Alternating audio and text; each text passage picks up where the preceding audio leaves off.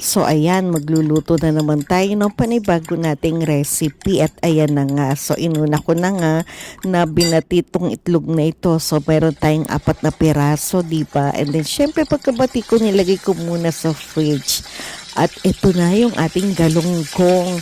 So nabili ko nga pala tong galunggong na to sa isang pack, may 5 piraso. And then ko mo lagi siyang sale, diba, dun sa Chinese store na binibilhan ko, or pag nag-grocery kami laging dalawa kasi 2 for 5, diba, itong galunggong na ito. Kumbaga sa yung kanilang timbang ay pare-pareho, diba? Kaya naman po ayan, 2 supot ang aking binibili. Hindi nawawala pag ako nag-grocery, hindi nawawala syempre ang galunggong.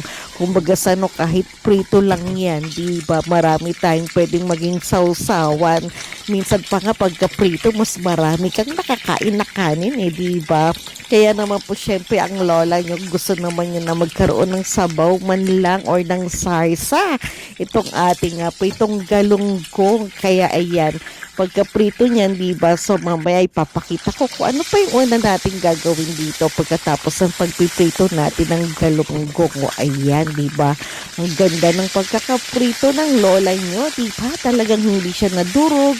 Diba? Kasi naalala ko nung maliit ako pag nagpiprito ako ng galunggong Kumbaga sana, diba, pag nauutusan ka ng nanay mo, nagmamadali ka, kumbaga, kahit hindi pa masyadong mainit ang mantika, abay ilalagay mo na. And then syempre hindi pa uso nun yung mga kawali na kumbaga non-stick diba? Kaya naman po ayan. So naluto na po yung napakwento pa yung lola nyo, diba? And then syempre ito na nga, nagisa-gisa na tayo ng sibuyas at bawang, 'di ba? Sinunod na nga natin yung kamatis natin. Kaya ayan, igisa lang nating mabuti ang mga ito kasi mas masarap pagka talagang yung talagang durog na durog yung kamatis, diba? And then, syempre, dinagdagan natin ito ng 2 siling labuyo para kahit pa paano naman ay medyo anghang-anghang itong ating gagawing sarsyadong galunggong. At ayan na nga, diba, hayaan lang natin siyang maluto. And then ito yung ketchup namin, tingnan nyo naman, talagang mega simot, diba? Buti na lang talaga meron kaming ketchup na yung pagka yung mo-order ka, diba, sa mga food chain or mga fast food or kumbaga online, diba, may mga binibigay silang maraming ketchup, tinatabi ko yon. Kaya ayan, napakinabangan ko, diba, yung ketchup na yan, diba?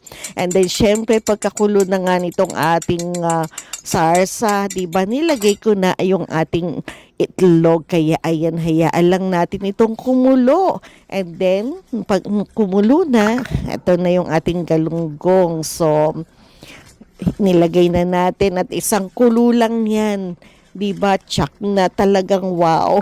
Mapaparami na naman ang kanin natin ito. And then at the same time, diba, kita nyo naman, napakaganda ng kulay nitong ating galunggong. Sige nga, tinangan tikman at nang masabi na natin na wow, approve na approve. Kaya ano pang ginagawa nyo, luto na to.